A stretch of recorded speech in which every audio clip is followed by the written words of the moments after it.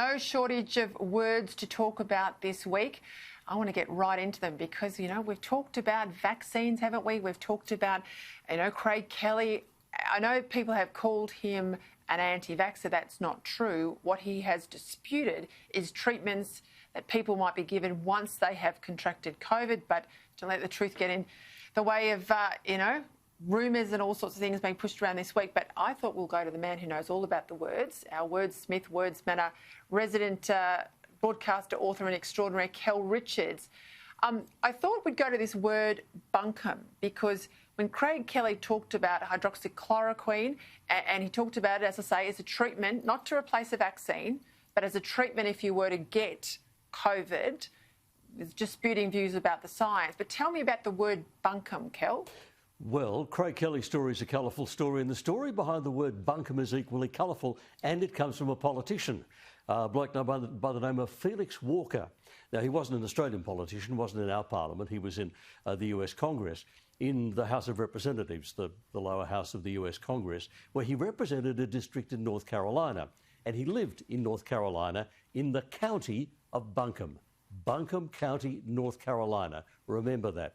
In 1820, so it happened a long time ago, 1820, big debate going on in Congress about a thing called the Missouri Compromise. It was a very important issue at the time.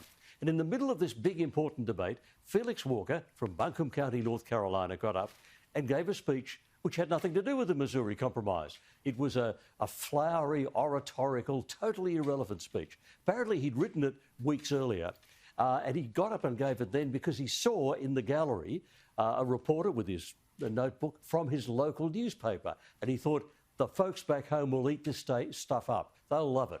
And so he gave his totally irrelevant talk.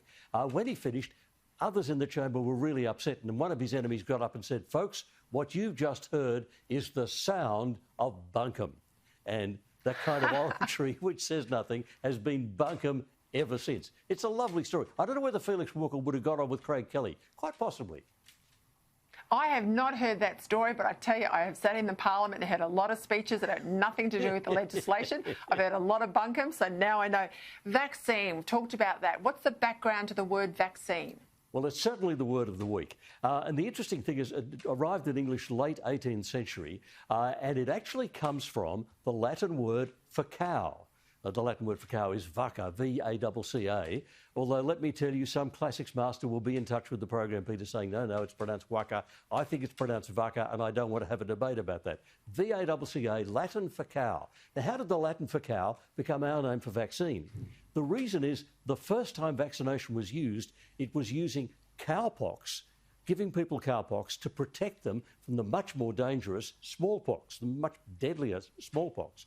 And the name for cowpox in Latin is virus vacca, virus cow, virus vacca. Well, they had no name for this stuff. They had no name for this process. So they took the Latin word for cow, which was the only bit of language that they had to work with, and anglicised it and turned it into vaccine. And they've been vaccines ever since. And it makes vaccine, well, it's good stuff, but it's a cow of a word. Every week sorry, I that was too obvious. Something. Every week I knew the cowpox, smallpox connection, but I didn't know the connection with the word. Kel Richards, you're amazing. See you next week. Talk to you then.